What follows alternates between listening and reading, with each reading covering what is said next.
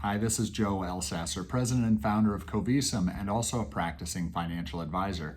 And welcome to another FinPlan Friday. Today our topic is cryptocurrencies. We'll talk a little bit about what they are and why they may become relevant in client portfolios. We'll also talk about some of the things that are keeping them from being relevant in current client portfolios, specifically at the retail level. And then finally, we'll close out with some of the ways you can use our tools to help you model crypto in client portfolios overall. So let's start with a little bit of a primer on cryptocurrency.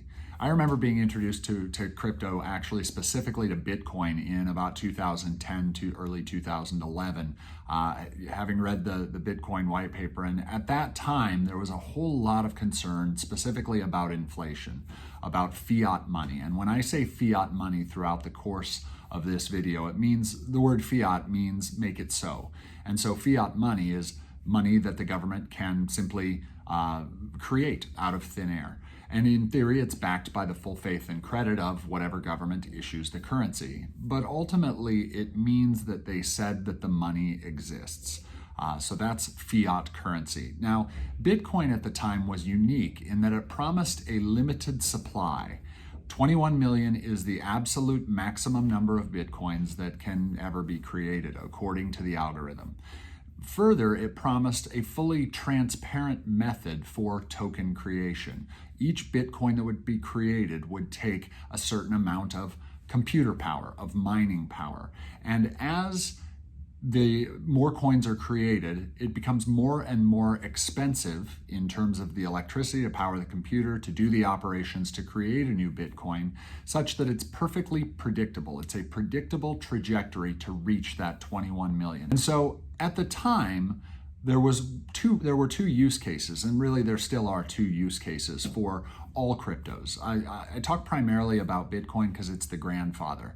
But really, each of the other coins that have emerged in the crypto space really emerged to solve some problem or perceived problem that Bitcoin had. So the two use cases for cryptocurrency are as a store of value, or this idea that fiat money is a problem, because inevitably when governments overreach and print too much currency, they enter a situation of hyperinflation where their currency basically goes to a zero value. And that's a fear. Inevitably, we've seen it play out throughout countries all over the world. And so this idea of a stable and predictable number of coins at any given time is the argument that Bitcoin represents a store of value, or a digital gold. And so a lot of the people that subscribe to this philosophy of Bitcoin as a store of value, you'll hear HODL. It's not a misspelling of hold. It means hold on for dear life. And the reason is because crypto has inevitably wild swings. When you run GBTC, for example, that's a ticker symbol for the Grayscale Bitcoin Trust. That's one way of investing in Bitcoin today inside an IRA or what have you.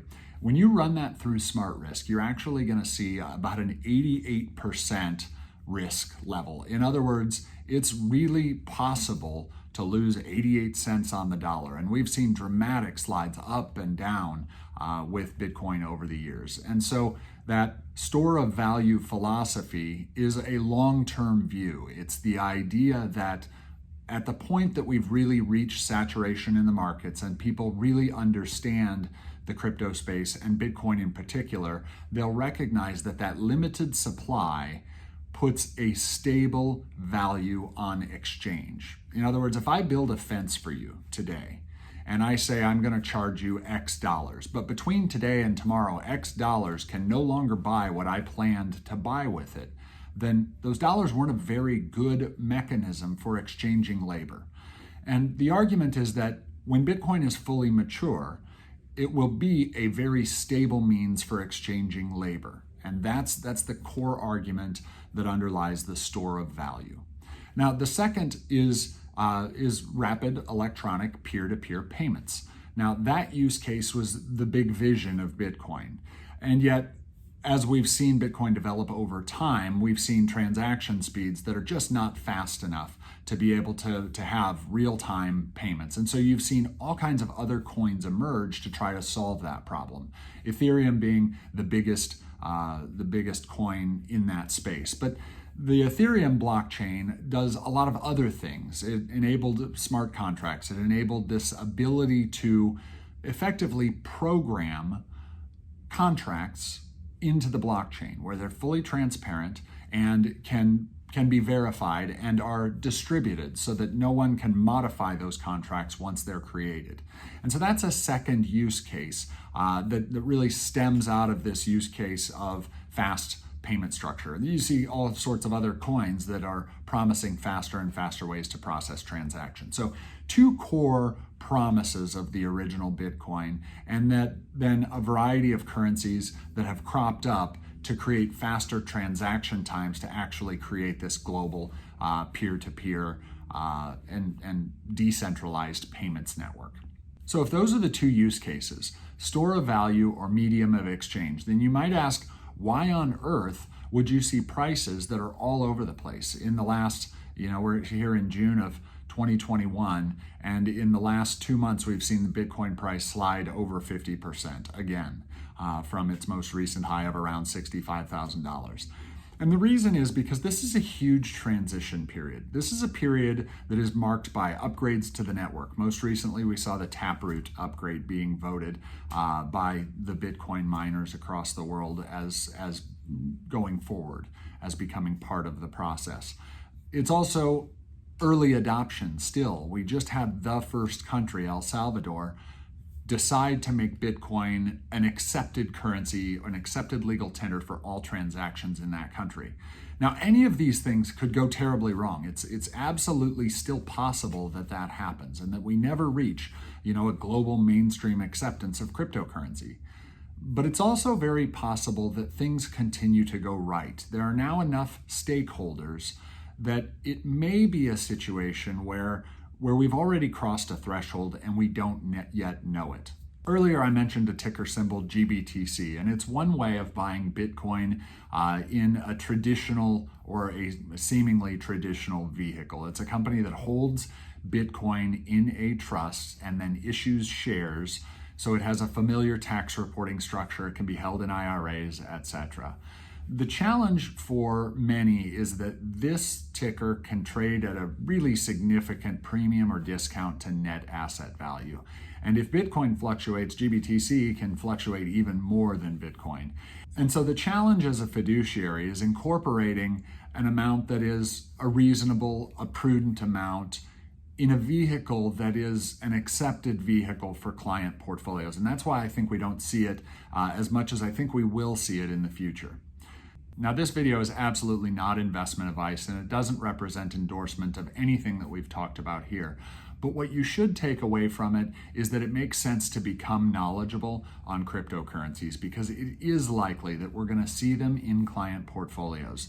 It's likely that we're going to need to plan for them, or at least be able to plan around them. And two ways that we can help you do that. One in particular is with Smart Risk. Again, Smart Risk needs about 6 months of daily price history to come up with a reasonable estimate of the downside exposure in a given security. And so, for example, with GBTC, when you run that through, you'll see an 88% downside exposure. But when you pair a small portion of that with other assets, you often see a little bit of a diversifying effect. Now, the second way, and this is really a caution regardless of which financial planning software you use. When you model a ticker like, for example, GBTC in a financial planning application, the vast majority of financial planning applications determine rates of return based on asset class. And most do not have a cryptocurrency asset class because there are very few traded tickers as of today for crypto. And so typically what they'll correlate back to is either domestic stock or foreign stock, which means that in a financial planning application, they're typically being assigned a rate of return that is commensurate with a diversified portfolio of US stocks as an example.